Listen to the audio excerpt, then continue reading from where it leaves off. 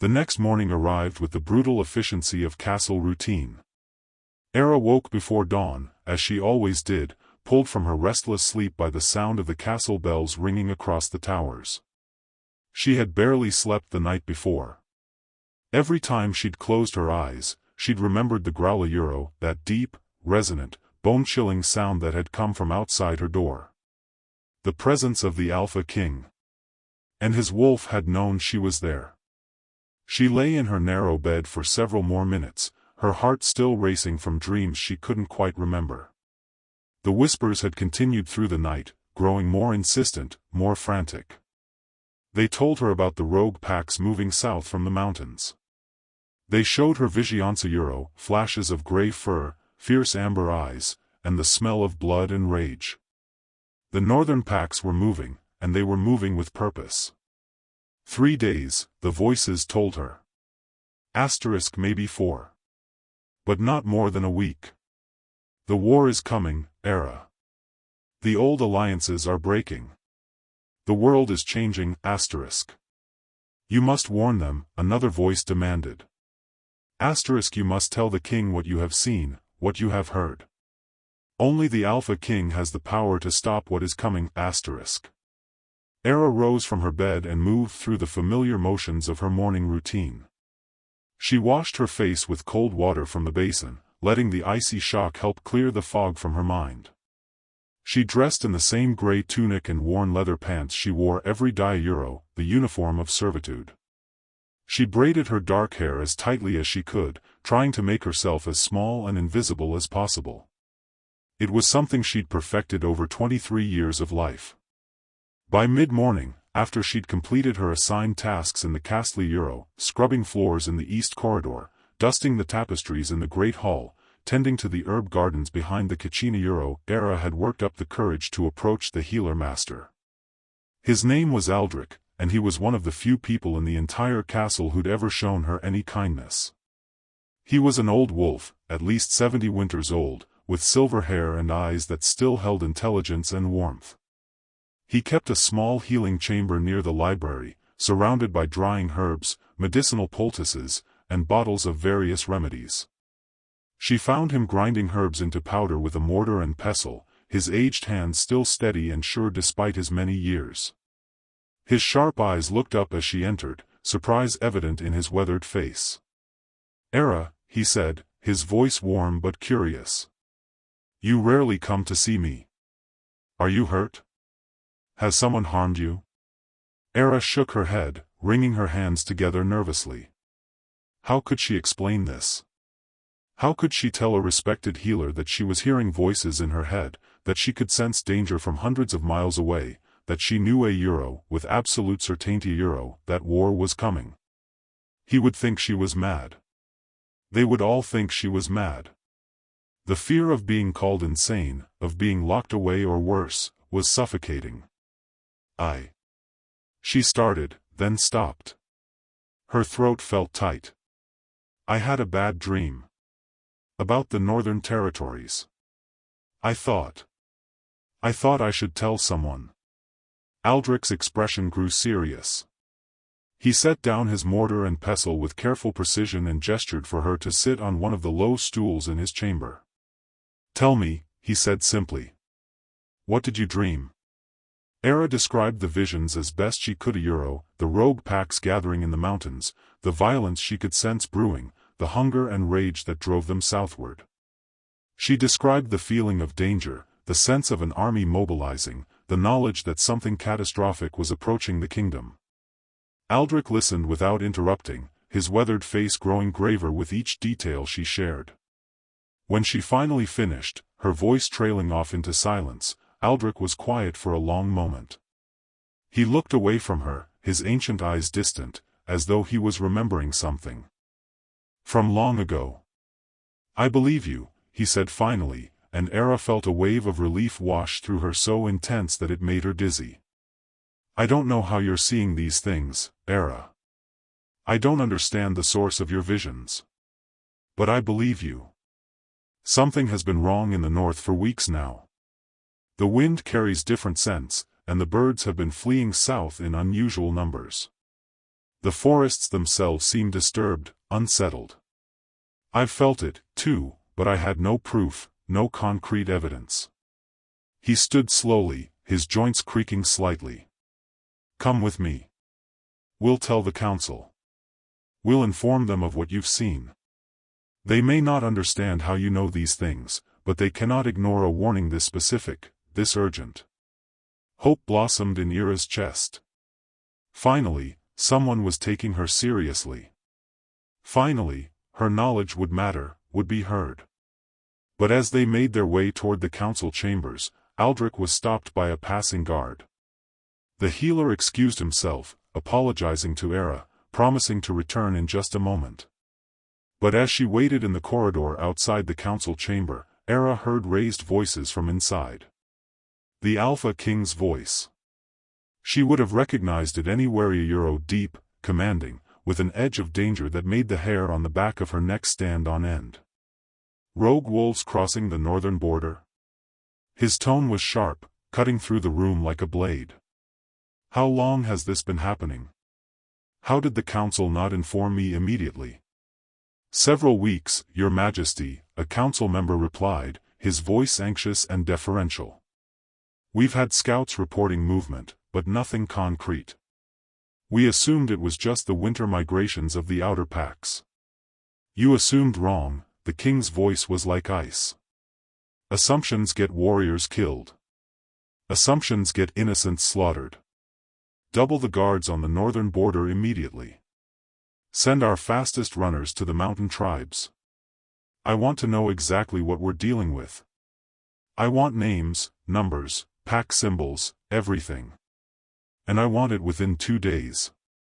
The decision was made. The council already knew, or at least suspected, that something was wrong in the north. The scouts had already reported it. Ira's warning, coming through a healer and a servant girl, would change nothing. And if she pushed too hard, if she revealed that she'd known about this before anyone else, before even the scouts had reported it, they would call her a witch. They would think she was conspiring with the rogue packs, that she was helping them somehow. They would lock her away, or worse. She left the corridor before Aldrich could return, slipping out of the castle through a side passage and into the gardens. The fresh air hit her face like a blessing, and for just a moment, she allowed herself to breathe. The gardens were beautiful even in the early winter. Frost still clung to the grass, and the flowers that remained were hardy, stubborn things that refused to die even as the season turned dark. It was there, in the relative peace of the gardens, that she witnessed something that would become a pattern for the rest of her life. Karen was in the courtyard again. But this time, she had arranged what appeared to be an impromptu gathering of the young, powerful members of the pack. Perhaps 24 wolves stood in a circle around her, all of them young, all of them beautiful in that dangerous way that powerful pack members often were. And in the center of that circle stood Ira, who'd been forcibly brought there by one of Karen's servants. Everyone, Karen announced, her voice carrying across the courtyard with theatrical flair, I want to introduce you all to something interesting. This is Ira Sylvain. She's a servant here at the castle. And she has a very special problem. She doesn't have a wolf. Laughter rippled through the crowd like a wave, cruel and vicious. Ira felt her face burning, felt the humiliation crawling up her neck like poison, suffocating her. It's true, Karen continued, circling Ira like a predator around wounded prey. 23 years old, and not a single transformation. No wolf. No beast. Just a pathetic human trapped in a werewolf's body. Karen reached out and grabbed Ira's jaw again, turning her face from side to side as though examining an object of particular fascination. Look at her. This is what happens when the moon goddess makes a mistake. This is what happens when a blessing becomes a curse. This is what a broken wolf looks like. She should just leave the pack, one of the younger wolves called out, his voice dripping with disdain. Let her go live with humans. That's all she'd be good for anyway. The Alpha King would never allow it, another said, his tone thoughtful. Wolves can't leave. We're bound to the pack, even the defective ones. It's the law. We're bound here, whether we like it or not. Maybe that's the worst punishment of all, a female wolf added. Being forced to stay among creatures that will never accept you, that will never see you as anything but a failure. Ira's eyes burned with tears, but she refused to let them fall. She would not give them the satisfaction. She stood rigid, her jaw clenched so tightly it hurt, while Karen continued her tirade. The noble woman's words were like daggers, each one striking deeper than the last. Do you know what the worst part is? Karen said, her voice dropping to a confidential whisper that somehow carried to every ear in the courtyard. She probably smells the scent of a true wolf and it drives her crazy. She probably wants something she can never have. She probably dreams about being accepted, about being normal. She probably lies awake at night fantasizing about what it would be like to shift, to feel the power of the beast, to be part of something greater than herself. But she never will be.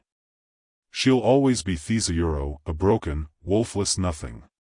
A mistake that should have been prevented at birth. Karen shoved Era forward with deliberate force, sending her stumbling to her knees on the hard stone. The impact scraped her skin raw, and blood welled up from the wounds on both knees and the palms of her hands. Karen looked down at her with absolute contempt and turned away, her friends following her, their laughter echoing through the courtyard like the cries of carrion birds feasting on a corpse. But what Karen didn't see what none of them saw was what happened next. As Era knelt there, bleeding, her hands shaking with pain and humiliation, the whispers changed. They didn't just speak to her. They roared. Kill her. The voice was raw, primal, filled with an ancient rage that seemed to come from the very depths of the earth itself. Give us permission, little wolf, and we will shred her where she stands. We will tear her apart piece by piece and scatter her bones to the four winds. She dares to mock you. She dares to hurt you. The wild ones will come for her. The mountain wolves will drag her into the forest and feast on her bones. We will make her scream. No, a different voice, softer but infinitely more powerful, spoke over the others. We protect our own. She is ours now. The Voice Walker bloodline is sacred. When the time comes, she will understand. When the time comes, Karen Blackthorn will kneel before this girl, and she will beg for mercy that will never be granted. Ira's hands clenched into fists, her nails digging into the palms of her hands, drawing more blood. Around her, she could feel something shifting in the air, a pressure, a presence, as though the entire forest itself had turned its attention to this small moment of cruelty in a castle courtyard. The very stones seemed to tremble. The birds in the trees fell silent. And then, slowly, she became aware of the wolves. There were wolves in the forest beyond the castle walls. Many of them. More than she'd ever sensed before. Dozens of them. Hundreds. They were all watching. All waiting. All paying attention to this small, broken girl on her knees in the dirt. And their attention was focused entirely on her. She could hear them now, their voices distinct and clear among the chorus of the whispers. The wild pack. The mountain wolves. The ancient ones who had been calling her name since she was born. When you are ready, one of them said, a voice that sounded like thunder rolling across distant mountains, like the voice of something ancient and terrible and infinitely powerful. When you finally accept what you are, we will come. We will tear down these walls. We will burn this kingdom to ash if they continue to hurt you. We will lay waste to everything if that is what it takes to protect you. No, Era whispered out loud, her voice shaking. No, I don't want that. I don't want a euro. But a shadow fell across the courtyard. The entire castle seemed to go silent at once. Even the birds in the trees stopped singing. Even the wind stopped blowing. Every wolf in the courtyard froze, their attention snapping away from Era and toward the source of the shadow. Era looked up and saw the figure standing at the top of the eastern tower, silhouetted against the afternoon sky. The Alpha King. Thane Darkbane stood perfectly still, his powerful form outlined against the light. His black cloak rippled in the wind around him like the wings of some dark, terrible creature. His face was too far away for Era to see clearly, but she could feel his gaze burning into her. It was the same presence she'd felt outside her door the night before, overwhelming, undeniable, and filled with something that made her entire body tremble. For a long moment, he simply looked at her. And Era had the inexplicable feeling that he was seeing her, truly seeing her, for the first time. Not as a servant. Not as a wolfless thing to be mocked and pitted. But as something else entirely. Something that mattered. Something that was worth his attention. The silence stretched on, becoming almost unbearable. Then he turned and disappeared from the tower. But not before Era caught a glimpse of his eyes. In the distance, illuminated by the fading afternoon sun, they had glowed bright gold. Not the amber of a normal wolf. But a pure, burning, ancient gold that seemed to hold the light of stars and the heat of 1,000 suns. The crowd in the courtyard erupted into whispers. Everyone had seen him watching. Everyone had witnessed the Alpha King's attention focused on the wolfless servant girl. But no one understood what it meant. No one could comprehend what such a moment of acknowledgement might signify. Era stayed on her knees long after he'd disappeared, trembling, her mind whirling with confusion and fear and something else, something she couldn't quite name. Something that felt dangerous and wonderful and terrifying all at once. That night, as Era lay in her small room trying to sleep despite the pain in her scraped knees and palms, the whispers came again, but this time they weren't warning her about rogue packs or delivering messages from the Ancient Ones. This time, they were deeply personal, filled with an emotion that made Era's heart race in her chest. "He knows," they whispered, their voices excited and urgent. The Alpha King. His wolf recognizes what you are. He feels it. The bond. The pull. The ancient connection between a king and his destined mate, *. "How is that possible?" Era asked them silently, her mind reaching out into the darkness. "I don't even have a wolf. How could he possibly, Your wolf is there," the voices said. Sleeping, yes. Dormant for now, imprisoned in the deepest part of yourself by magic older than memory. But your wolf is there, and his wolf can sense it. It can smell it. It recognizes the signature of a Voice Walker bloodline, a bloodline that was meant to stand beside the Alpha, that was created by the gods themselves to be his perfect complement, *. 3 weeks, another voice added, and there was something almost cruel in its tone. The mate ceremony will be announced within 3 weeks. The council will present candidates for the position of Luna. Beautiful noble-born wolves, powerful wolves, wolves with connections to great houses. And Era Sylvain, the wolfless servant girl, will be forced to watch as another wolf is chosen to stand beside the most powerful being in this kingdom, *. Unless, the first voice said, and now it sounded almost like it was smiling, unless the Alpha King breaks every law, defies every tradition, and claims something that was never meant to be his. Unless he loves you enough to tear the kingdom apart. Era sat up in bed, her heart pounding so hard she thought it might break through her ribs. The mate ceremony. Of course. The Alpha King would need a Luna Suna, it was law, written in the oldest texts, demanded by tradition and custom. The kingdom required it.